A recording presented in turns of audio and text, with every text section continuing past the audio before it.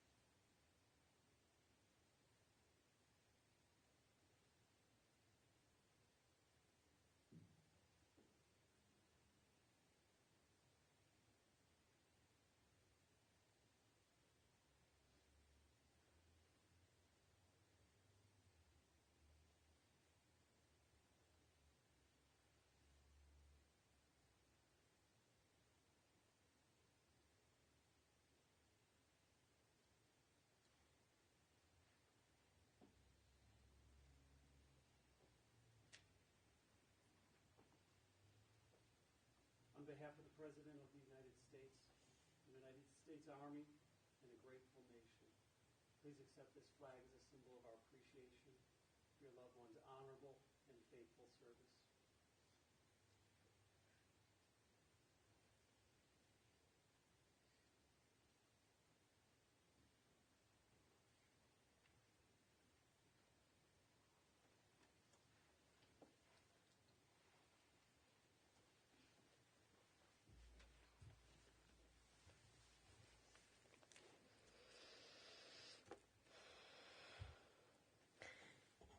Good morning. I'm Cantor Laurel Barr, and it is my honor to be with this family as they remember a beloved husband and father, a brother, a grandfather, a great-grandfather, a dear friend to so many of you. Bernie was quite a special man, and I know that you're going to hear many wonderful stories about him, some that may make you laugh, some that will bring a tear to your eye. But certainly everything that you hear this morning will certainly touch your heart. The family has asked me to remind you that there is no official Shiva because of COVID, and they ask that any donations that you would like to make in Bernie's memory, to make them to the charity of your choice. All is welcome. We begin with a psalm, Psalm 23. Adonai roi lo echsar, binodesh yarbitzeni, amei meduchot nehaleni, nafshi shovev yancheni v'magle tzedek leman shemo. Gam ki elech begetz al mavet, lo yirara ki ata imadi. Shivtecha umishantecha, hema yenachamuni. Taroch lefanai shulchan, neged zorai. Dishanta vashemen roshi, kosir vaya. Ach tov v'cheser yirdefuni, kol yemei chayai v'shavti beveit Adonai. Le'orech yamim. The Lord is my shepherd, I shall not want. He maketh me to lie down in green pastures. He leadeth me beside the still waters. He restoreth my soul. He guideth me in straight paths for his name's sake. Yea, though I walk through the valley of the shadow of death, I will fear no evil, for thou art with me. Thy rod and thy staff, they comfort me. Thou preparest a table before me in the presence of mine enemies. Thou hast anointed my head with oil, my cup runneth over. Surely goodness and mercy shall follow me all the days of my life, and I shall dwell in the house of the Lord forever. When I spoke with Jane, she shared a beautiful poem that hangs in the meditation room at the Hospice of the Western Reserve, and she asked that I share that with you this morning. Every minute, someone leaves this world behind. We are all in line without knowing it. We never know how many people are before us. We cannot move to the back of the line. We cannot step out of line. We cannot avoid the line. So while we wait in line, we make moments count. We make priorities. Make the time. Make your gifts known. Make a nobody feel like a somebody. Make your voice heard. Make the small things big. Make someone smile. Make the change. Make love. Make up. Make peace. Make sure to tell your people that they are loved. Make sure that you have no regrets. And make sure you are ready. To dear Jane, to Scott and Melody, to Karen and Ed, Jeff and Donna, Brad and Michelle, to Jackie, to the grandchildren, Aaliyah, Usher, Chris, Drew, Leah, Ellie, baby Lila, and to his sister Arlene and to Jerry. We gather here this morning to pay our last respects to your beloved Bernie. Your hearts are broken and your grief is heavy. We ask, what is death? And why are the people whom we love taken from us? And even as we ask, we know that these are questions to which there are no answers. They are problems which were not meant for people to solve.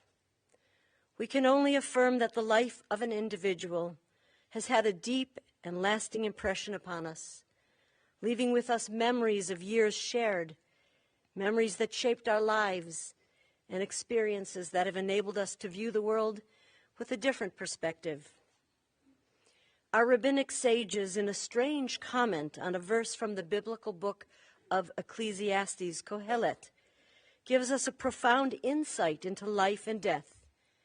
Kohelet states, "The day of one's death is greater than the day of one's birth." This statement naturally puzzled the rabbis, for they wondered, how could the day of a person's death possibly be better than the day of the birth? And one of our sages, Rabbi Levi, explained the verse with this analogy. Imagine, he said, that two ships laden with merchandise, one coming into port and one going out. However, the people standing on the dock cheered only the ship that was coming into port.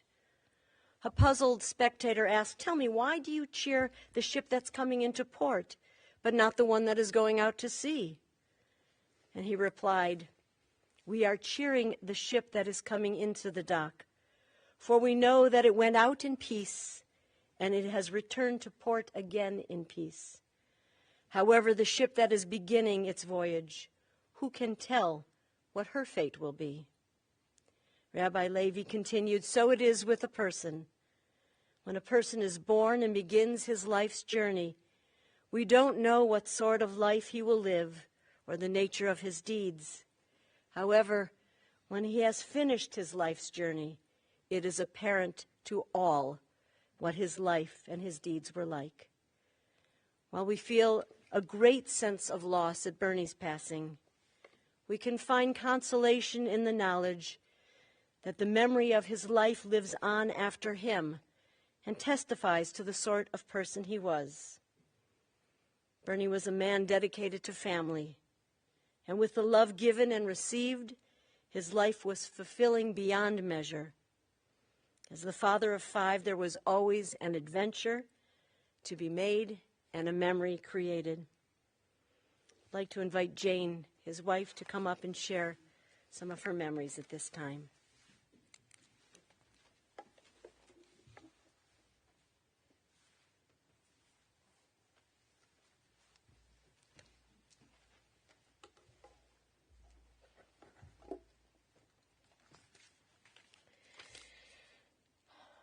When the cantor asked me about Bernie, I had trouble explaining how the two of us could have made such a good couple for over 36 years. We were different in so many ways. I am not Jewish, I am significantly younger, and I am definitely more reserved than he was. I think it was a case of opposites attracting and complementing each other. We first connected from our shared love of accounting and crossword puzzles. Later we found out that we both loved traveling and art. But what I loved most about him was his compassion for other people. Bernie was a smart and respected attorney, but he never considered himself better than anyone else. He loved being an attorney, not just because he found work itself satisfying, but because it allowed him to help someone else out. It certainly wasn't for the money. He did a lot of work that he never charged for. I think he almost felt guilty about billing people, and that was probably because all of his clients weren't really clients, but true friends of his. And then there was his family. That meant everything to him. Bernie tried to stay in touch with all of his relatives, even though very few lived in Ohio. And it was him who convinced me to start a family, even though he was already in his 50s and already had 3 children. Finally, Bernie was young at heart. He had a wry sense of humor and was known for his stupid jokes, magic tricks, bread sculptures, spitballs, and totally believable but totally untrue stories. He especially loved initiating someone into the Mandel family with his famous toilet paper trick. Even though he never was a handyman, he often asked for a new tool as a present. He wanted to make sure that, quote, if a neighbor ever came over to borrow a tool, he wouldn't be embarrassed that he didn't have one. But I was glad that he didn't use many of his tools. I really didn't trust him after the one time he cut himself with a butter knife, and then another time when he ran through the woods with a still running chainsaw trying to escape a falling tree that he had just cut down. Although I am proud of the 5 birdhouses that he made for our backyard. If Bernie were alive, I'm sure that he would have loved this gathering today to have been his final Hanukkah party and made latkes for all of you.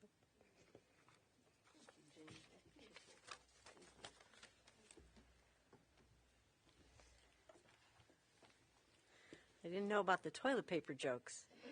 That would have been a great one. Scott.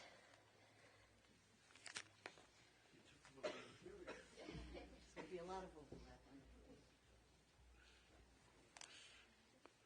I have my notes on my phone.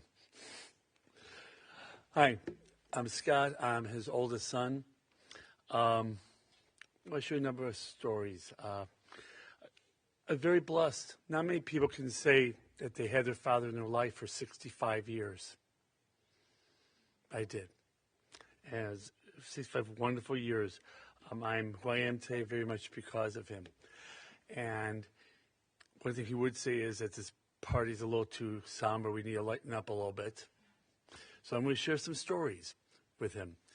As I'm sure we all have been thinking about stories and stuff we've had with him over the years. One memory that came up was every Friday night going to my Bubby and Zadie's house, great-grandparents' house. And, my mother would take us there after school, and he would come back after work. And we had specific seats that we always had. He would sit on the side in the corner, and I would sit right next to him all the time. Had set meal. He hated chopped liver for some reason. He hated chopped liver. So my Bubby would make him chopped eggs. For those who don't know, it's chopped eggs with onions and lots of schmaltz in it, chicken fat. And he would always have that. And then we'd have our chicken noodle soup, and my Aunt Edith and him and I would always put ketchup in our chicken soup. I don't remember if it was him. It was actually very good. I don't remember if it was him or Aunt Edith who created that, but that's something we'd always have there. A lot of food memories did come up. Sunday night dinner, for some reason, he always made the Sunday night dinner. It was always something the kids loved. I remember we'd have bananas and sour cream a lot for dinner. But he taught me a lot of things. Like, number one, he taught me how to torture my kids on a road trip. That, it was always, how much longer are you going to go? Is it another hour? And where we were going, it was another hour. I had a lot of trouble in school with my animals because he always called the horses cows and the cows horses. But the worst part was when he sang. How many of you heard him? He had this one country song that went, and at the age of 12, I went to my first dance. He played some kissing games, and I got my chance to see what it was really like a kiss could be. Yee-haw! It's been a change in me. Like 3 or 4 more verses, which I will not share with you. But I'm watching Brad in the front row going. So he did it to you guys too. And the magic tricks. Oh my God. Okay, start with the magic. I run a show choir in California. And we go on tour every year. And we came to Cleveland about 7, 8 years ago. And my father stayed the whole day with us. And he was like a tour guide. And at night we took him for ice cream. And Melody, my wife, goes to me, you better go see what your father's doing. I hear too much laughter. And he's in the line with all my kids, middle school kids around him, doing da da da da da da da da da da da da da da da da da da, and they're just loving it, and I'm just so embarrassed. And then again, there was the new wives' torture, which he would sit the new wife down, and we feel bad that Dina never got to go through this. But, what? Oh, she did get some? Okay. He would sit down, take out his big legal pad and a pen, and eventually gets a disappearing toilet paper trick. If those want to know who it is, I'll tell you what it is. He puts a bunch of toilet paper in his pocket, and he sits there and goes, I want you to watch this. He roll up, and you would fly over the head, and you couldn't see it. If you're sitting there and go, which hand is it in? And, of course, they never knew it. And after Melody went through it, she went to her sister-in-law, Donna, and said, why didn't you warn me about this? And Donna goes, I wasn't going to warn you. I had to go through it. You've got to go through it. We also developed some traditions. Every birthday, every Hanukkah, it was very easy between him and I as to get each other presents. He would go to his local wine store, give him $100. He'd go send my son a good bottle of red wine, and I would go send him some new cognac. And unfortunately, his clients taught him how to drink the XO, which is very expensive cognac, which he turned me on to. And we found this brand new cognac that he absolutely loved, but they stopped shipping it to California. And I had to go online to find it.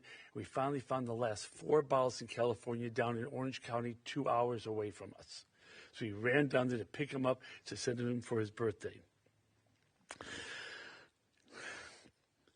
But probably not going to ever forget my last day with him in December.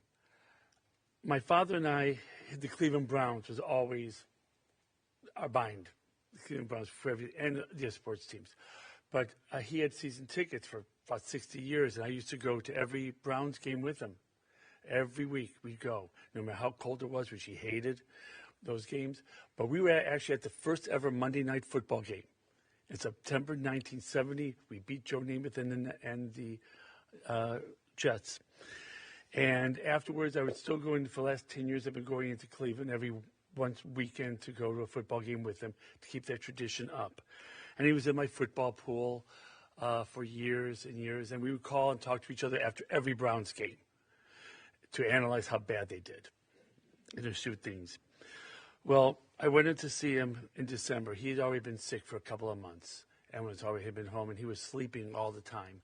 He was up for at that point, he was up for maybe half an hour at a time. And there was a Browns game, and he got in his wheelchair. He rolled up, he sat next to me, and he watched an entire 3.5 hour Browns game with me. And it was like, if you could ever pick your last day with your parent, that was it. And when we kissed each other goodbye as I went to the airport, we both knew it was the last time we were ever going to see each other. I could not have asked for a better last day with my father. Dad, you're at peace now. Thank you for 65 wonderful years. Thank you all.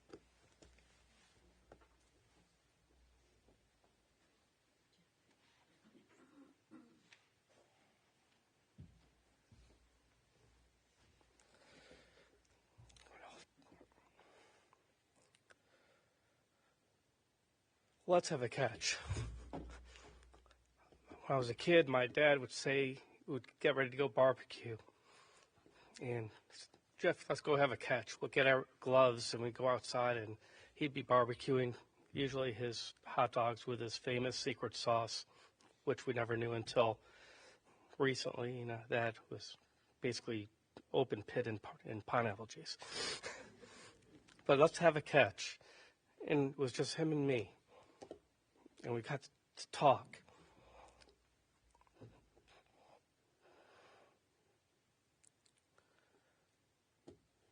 It was a special time. I'm sorry. Over the years, obviously, we stopped playing catch, and metaphorically, we would continue because we'd have conversations, especially as I got older and an adult. We'd call each other, hey, what's going on? We'd call each other on the way to work. He said, I'm going to McDonald's. I said, yes, I know. You're getting your Egg McMuffin, no meat, decaf coffee. You don't have to tell me it's no meat. We know that. And we just catch up. And we talk during the day just to catch up. I learned a lot from my dad.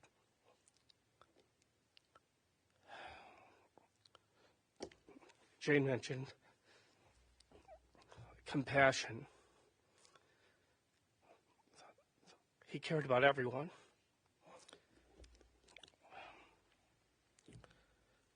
we had a bad hurricane in Katrina 16, 17 years ago. Dad, we're okay. We got out. But I'm looking at the TV. Look at all these people who are dying. He was crying on the phone for people he didn't even know. Sense of humor. I took his sense of humor and I've done my best to pass it along to my kids. I've done a pretty good job. People say, including Jane, no, you're just like your dad. I said, I know, but that's a compliment. He always had a smile on his face. He always was great. How are you doing today? I'm fantastic. Okay, yeah, I understand that. Now tell me the truth, all right? A lot of you talked to him over the last several months, and you didn't hear the dad that was sitting at the table. You heard the dad that he wanted you to know. He wanted you to know that don't worry about me. It's not about me. How are you doing? He cared about family. He taught me a love of family.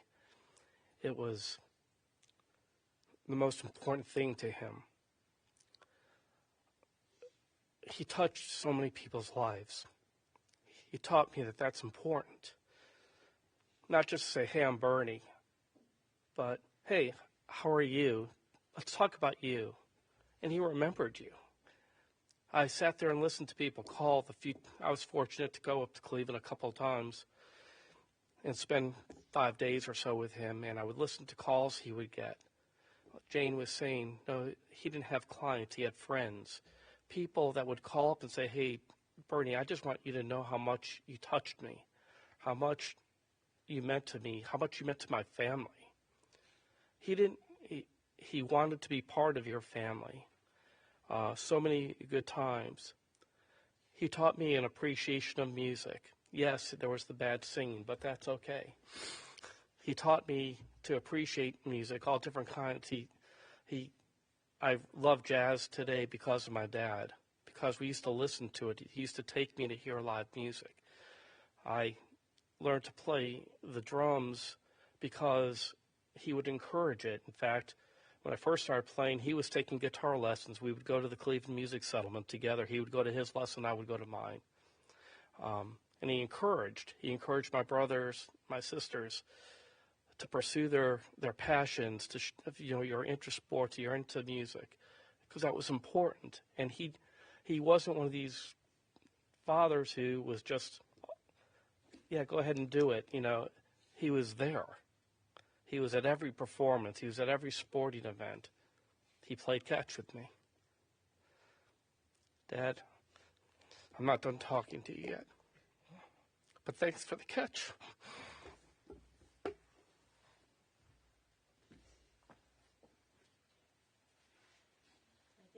Next, Usher.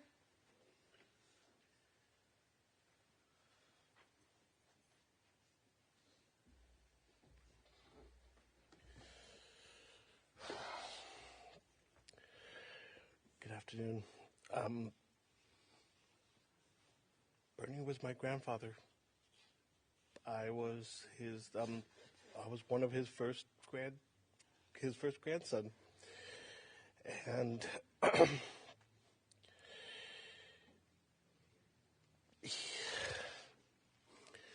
he was mine. He was ours, and the one thing that my family always mentioned, and my dad made sure that he pushed in my head, was that family made everything. He would always be there for family. He always welcomed them with open arms, didn't judge. So we lived in California, and so we didn't always get to see Grandpa and everyone, but he made sure that he was there for almost every single major event in my life and in Aaliyah's life. So he was there for 3 major special events in my life, and I will always hold those to me, because I knew I couldn't always be there for him, and I missed out, but I always loved when he called. It was during my bar mitzvah. He came out specifically for my bar mitzvah. He came out twice to meet my wife, Dina, and to be there for my wedding. And he was there to meet his great-grandchild, my daughter, Delilah Rose. And those are the 3 moments that I will always cherish with him, because he always told me how proud he was. Even if it was like, you know how proud I am of you. You know how proud I am of you. I go, yeah. But those 3 times were when I actually had tears in my eyes, how much proud he was of me. Was when I became a man at my bar mitzvah, when I became a husband and a father, and when he got to hold his great-grandchild for the first time. He would smoke his cigar, pull me aside, and he goes, I'm truly happy for you and I'm proud of you. I really am. And it brought tears to my eyes because I could tell that he was happy. He always went out to wish everyone a happy birthday. Dina's birthday was just the 9th of March. He called her and wished her happy birthday. That's not his kid, has no relation to her, but he called, even though he was tired and everything. And I just knew I couldn't reach out to him because I wanted to be selfish and I wanted him to be on this earth. And so I didn't get a chance to talk to him, but I knew he was reaching out to us. So he knew that if he couldn't get through me, he got through Dina. And Dina's my rock. So he wished her a happy birthday. And I knew then that that was the last time we were ever going to have contact with him. On the lighter note, he came out to California, and this was when Dina was being introduced into the family. Dad, Melody, he got to meet Dina and her mom, who is no longer here as well. And we went down to Santa Monica Pier, and we went to an English pub. That's when Dina found out about the circus acts. And everything from the toilet paper, the spitballs, and the one thing that he always did that stands out is his spoon trick. I always loved his spoon trick. I loved it so much that I actually did that at home when I was young, and I actually bent a spoon, not knowing how the trick went. Boy, did my mother have a cow. So he did that to Dina. Dina had the same look on her face like, oh my God, he just bent the spoon. And she's just looking at him going like this, going like, why? And I go, you knew about this when you decided to get together. And I know Donna and everyone else had to go through it, and Melody had to go through it, and she goes like, you're in for a lot of trouble, especially when Dad and Brad were together. The 3 of them together, oh, you were screwed. you were in for it. And so family is key, and so family has always been tradition. And now his legacy is going to be through his great-granddaughter. He became a Zadie when I was blessed with my daughter. We always did the quarter from Zadie.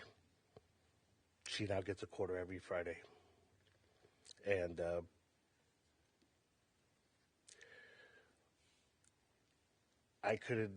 I was so proud when he got to meet her for the first time, take her shopping, going to Target. He spoiled her rotten. But that was her Zadie. So you will always be Zadie. You are always in our hearts.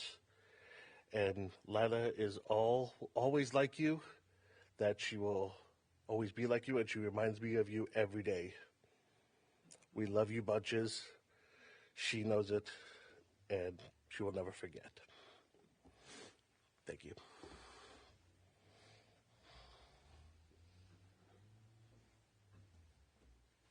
And Lonnie is going to share a few words.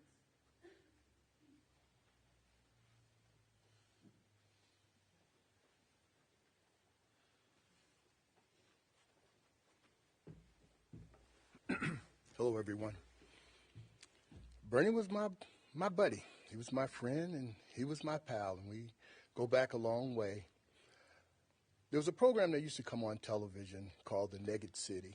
I don't know if many of you my age or older may remember it.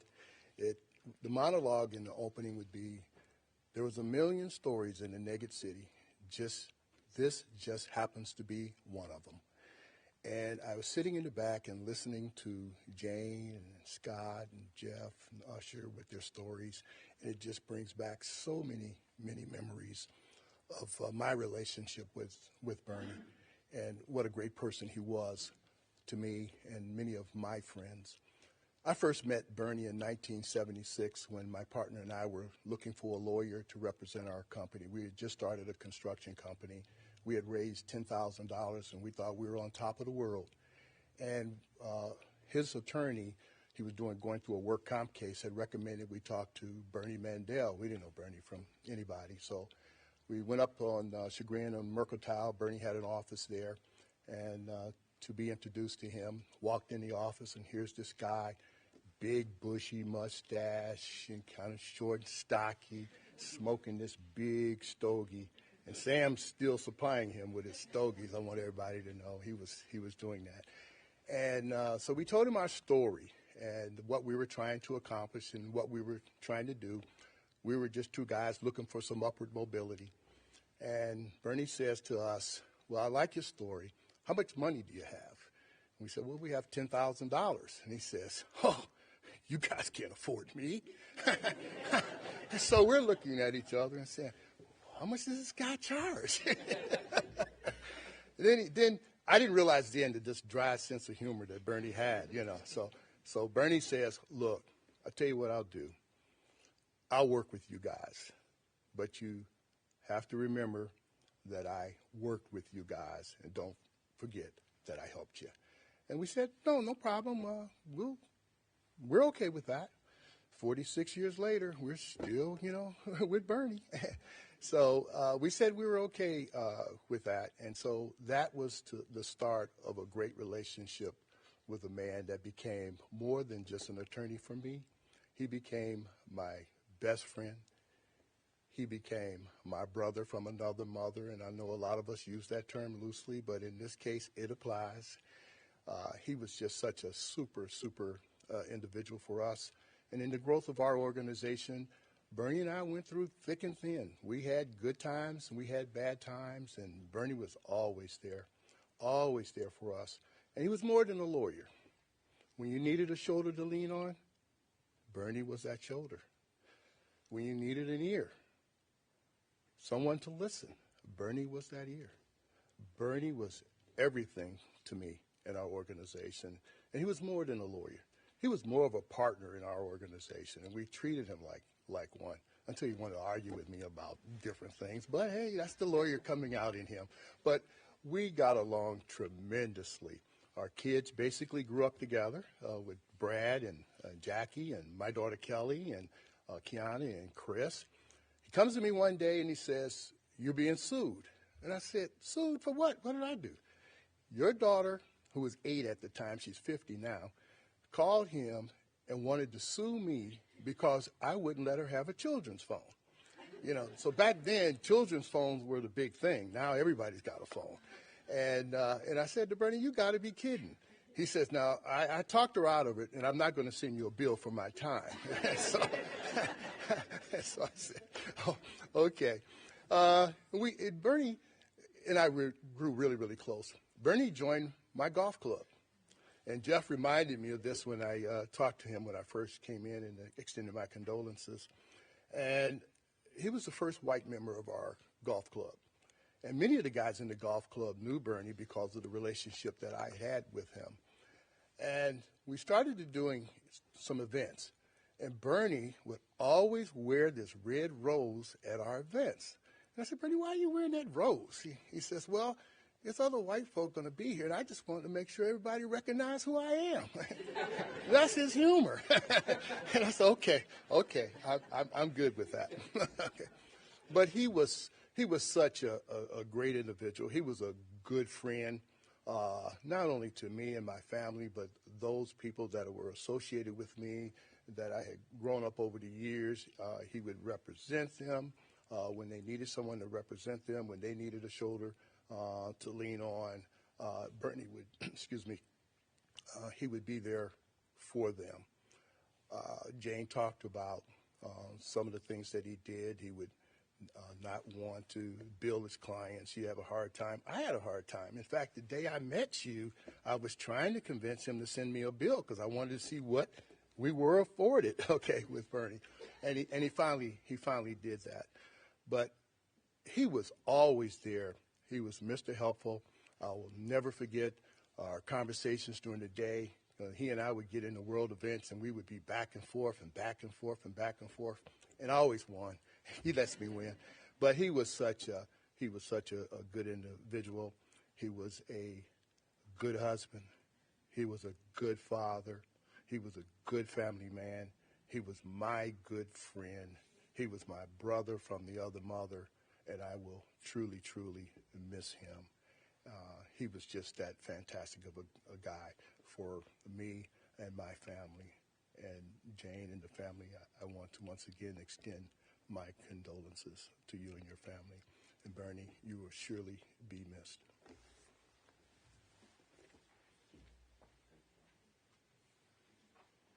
And I think we have Jerry going to speak.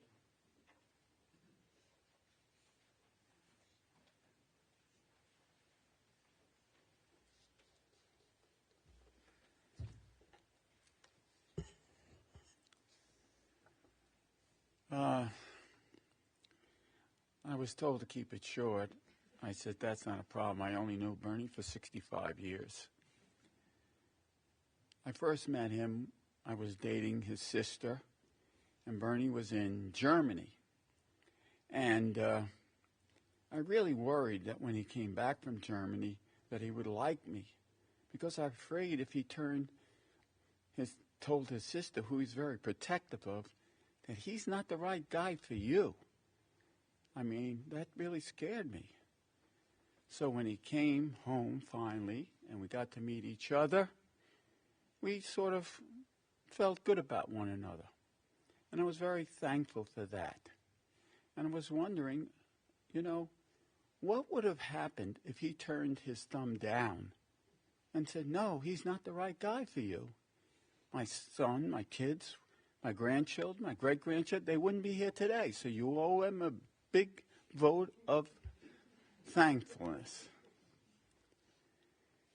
At any rate, Bernie came back from Germany, and Arlene and I have been going together for about 6 months. And as I said, we hit it off, became very close. But soon after he came home, he announced that he was getting married and moving to Ohio, Cleveland. I said, where the hell is that? We were very unhappy about it.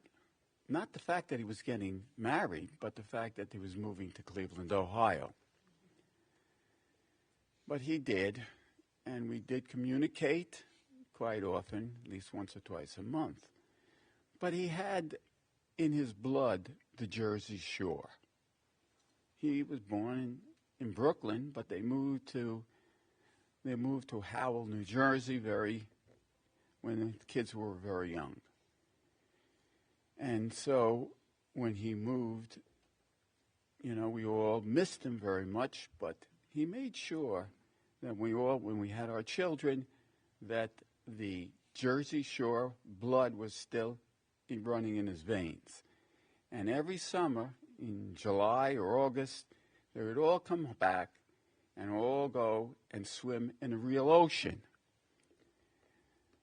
And they learned to play pinball and skee ball and everything else on the Jersey Shore. in Point Pleasant, New Jersey, in Seaside Heights, New Jersey, and every year for about 10 years they kept doing that. And, you know, we enjoyed having him come back, and we look forward to it. Well,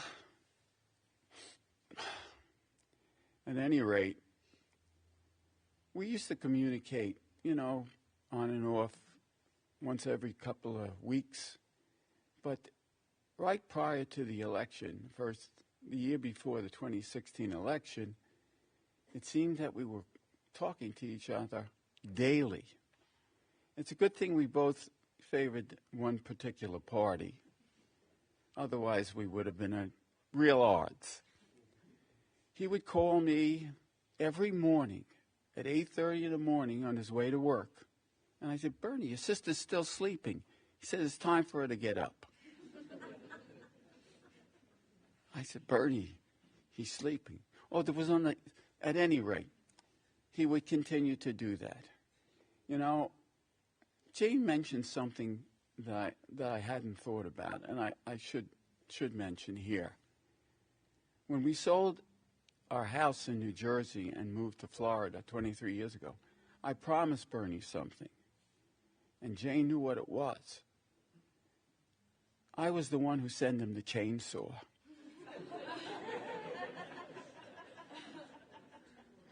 He loved me for it. He adored me for it. Jane was very unhappy. She was afraid he was going to cut off his arm with the thing. He was not good with tools.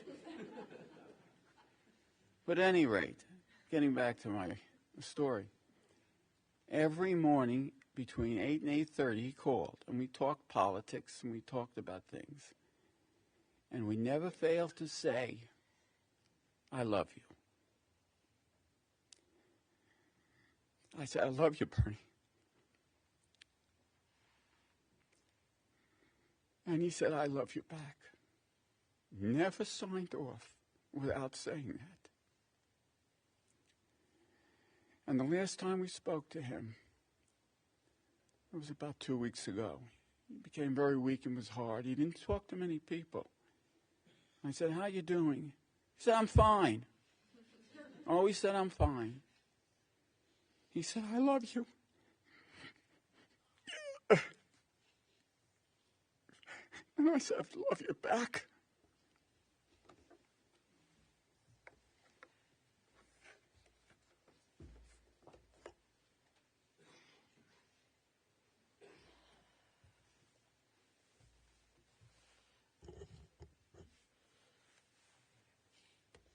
That was so wonderful for all of you to hear these stories. I enjoyed them myself, especially the eggs and onions. I grew up with that too. It must be a generational thing.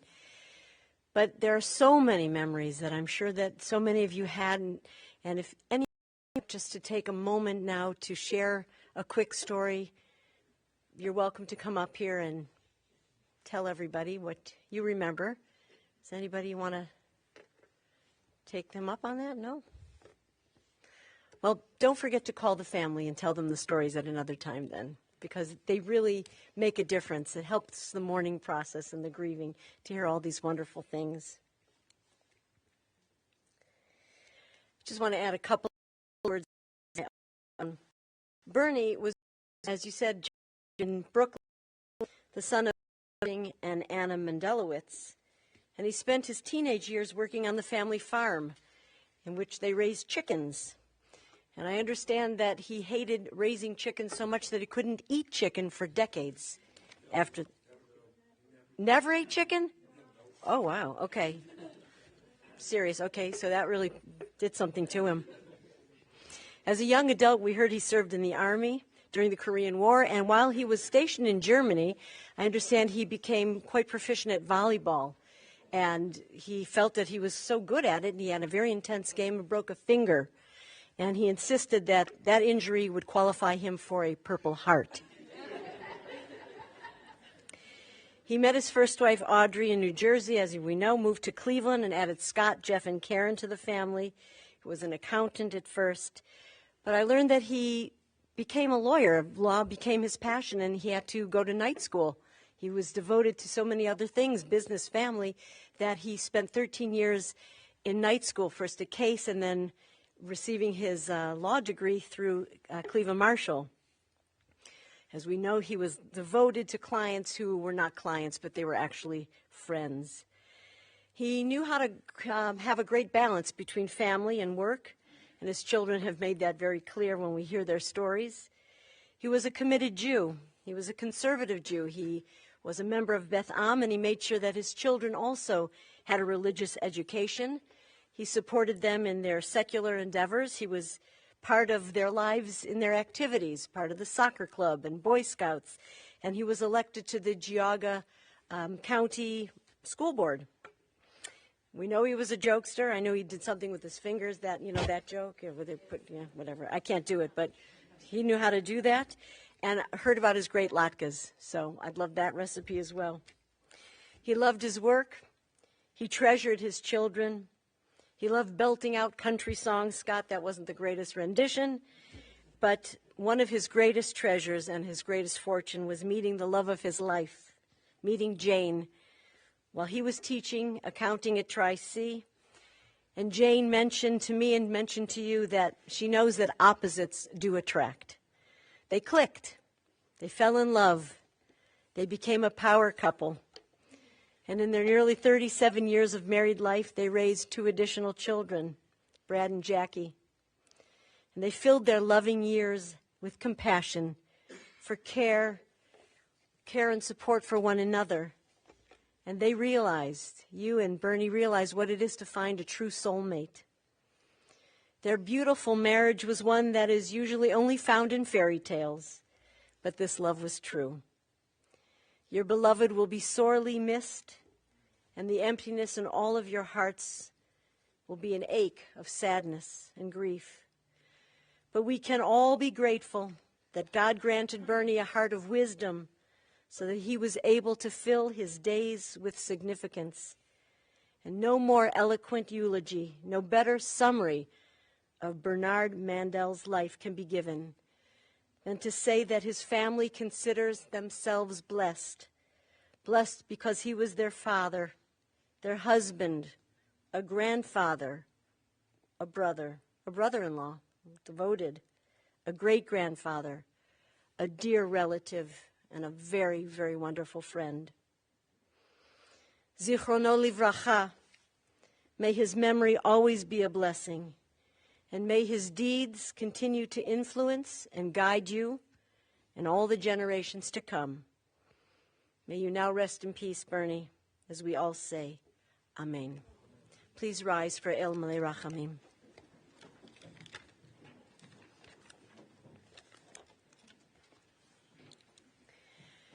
El Malei Rachamim, Shochen Bamramim,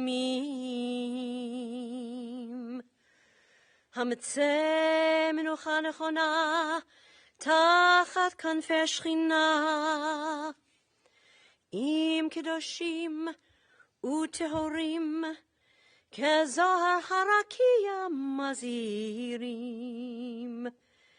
Et Nishmat Tov, Ben Shmuel v'Henya shalach le'olamo. Bal harachamim yastirehu b'seter kenafav le'olamim.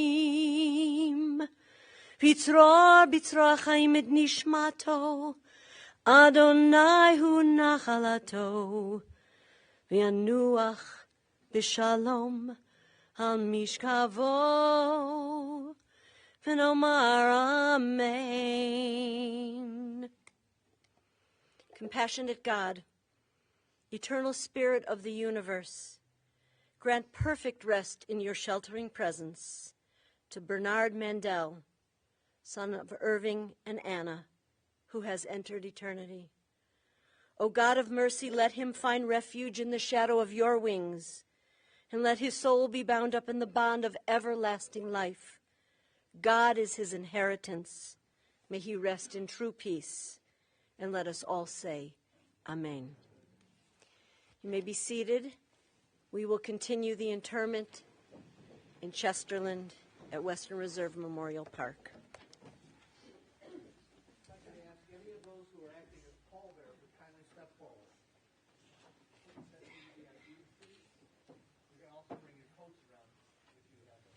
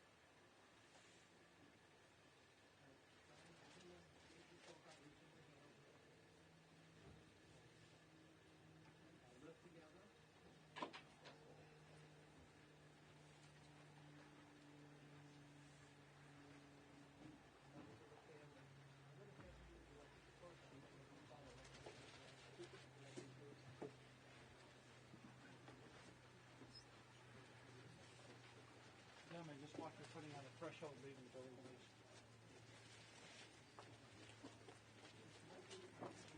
Fair left.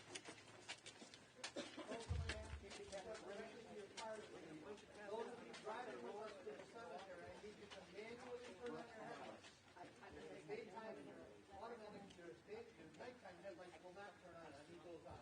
You can exit to the front or rear of the chapel if you wish.